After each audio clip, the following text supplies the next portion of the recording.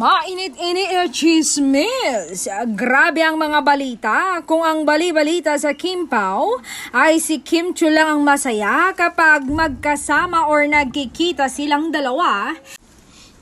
Iba ang Don Bell. Ibain nyo sila dahil ang dalawa masayang masaya pag magkasama at nagkikita sila.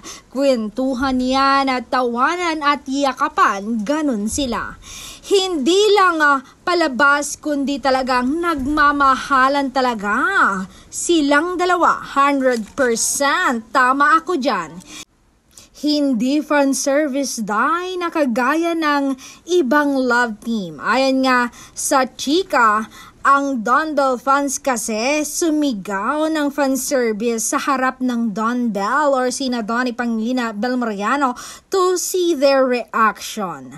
Agad na sumagot si Donnie ng no fan service. Ano yan?